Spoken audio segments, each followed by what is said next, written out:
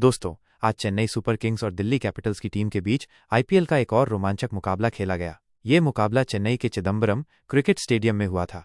इस मैच में दिल्ली कैपिटल्स के कप्तान अक्षर पटेल ने टॉस जीतकर पहले बल्लेबाजी करने का फैसला किया। जब दिल्ली कैपिटल्स के सलामी बल्लेबाज जैक फ्रेजर और केएल राहुल बैटिंग करने उतरे तो पहले ही ओवर में दिल्ली कैपिटल्स के ओपनर बल्लेबाज जैक फ्रेजर खलील अहमद की गेंद पर कैच आउट हो गए। लेकिन इसके बाद केएल राहुल और अभिषेक पोरेल बल्लेबाजी कर रहे थे और इन दोनों ने 50 रन की साझेदारी कर ली। 6 ओवर के बाद डीसी का स्कोर 51 रन था। फिर उसके बाद अगले ही ओवर में जडेजा ने अभिषेक पोरेल को 33 रन पर आउट करके पवेलियन भेज दिया। इसके बाद केएल राहुल एक छोर पर खड़े थे तो उनका साथ देने के लिए डीसी के कप्तान अक्षर पटेल बल्लेबाजी करने उतरे। इन दोनों ने धीरे धीरे डीसी के स्कोर को बढ़ाना शुरू किया। 10 ओवर के बाद डीसी का स्कोर 80 रन था, लेकिन फिर एक बार डीसी की साझेदारी टूटी। इस बार नूर अहमद ने अक्षर पटेल को क्लीन बोल्ड करके पवेलियन लौटा दिया और 90 के स्कोर पर सीएसके को तीसरी सफलता मिली। लेकिन केएल राहुल सीएसके का डटकर सामना कर रहे थे और सिर्फ 34 गेंदों में राहुल ने अपना अर्धशतक भी पूरा कर लिया।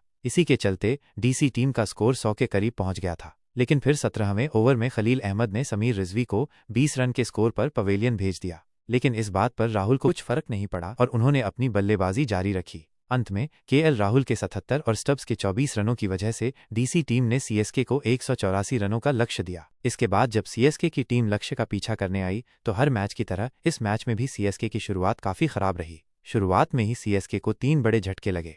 खेल के दूसरे ओवर में ही मुकेश कुमार ने रचिन रविंद्र को आउट करके पवेलियन भेज दिया। वहीं अगले ही ओवर में सीएसके के कप्तान ऋतुराज मिचेल स्टार्क की गेंद का शिकार बन गए। सीएसके इन 2 झटकों से उबर पाती उससे पहले डीसी ने सीएसके को एक और झटका दे दिया। इस बार डेवन कॉनवे को विपराज ने 13 के स्कोर पर पवेलियन भेज दिया और 6 ओवर के बाद सीएसके की टीम 46 रन पर थी। डीसी की टीम ने उसके ही घर में पूरी तरह से सीएसके को बैकफुट पर डाल दिया था। सीएसके को इस मैच में पकड़ बनाने का कोई मौका ही नहीं मिल रहा था, जिसके चलते 10वें ओवर में शिवम दुबे भी छक्का मारने के चक्कर में अपना विकेट दे बैठे। इसके बाद सीएसके को जडेजा पर उम्मीद थी, लेकिन हर मैच की तरह इस मैच में भी जडेजा फ्लॉप रहे और 74 के स्कोर पर सीएसके की आधी टीम को डीसी ने पवेलियन लौटा दिया था। सीएसके का इस सीजन बेहद ही खराब प्रदर्शन रहा है। न उनका बल्ला चल रहा है और न ही गेंदबाजी। अब सीएसके की सारी जिम्मेदारी धोनी के कंधों पर आ गई थी और धोनी के लिए भी ये काम मुश्किल था क्योंकि सीएसके को 100 से भी ज्यादा रन चाहिए थे।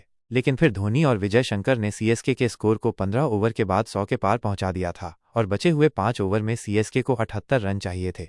लेकिन इस समय सीएसके को एक ऐसा बल्लेबाज चाहिए था जो चौके छक्के मारता हो। लेकिन धोनी और शंकर काफी धीमी गति से खेल रहे थे और रिक्वायर्ड रन रेट 20 से भी ऊपर जा चुका था। जब तक दोनों तेज खेलना शुरू करते तब तक काफी देर हो चुकी थी और वहां से मैच जीतना असंभव हो गया था, जिसके चलते डीसी ने सीएसके को एक और हार सौंप दी और सीएसके को अपने ही घर में हरा दिया और सीएसके अब लगातार 3 मैच हार चुकी थी। लेकिन दोस्तों, आप सब जरूर कमेंट करके बताएं कि सीएसके किसकी वजह से हार रही है।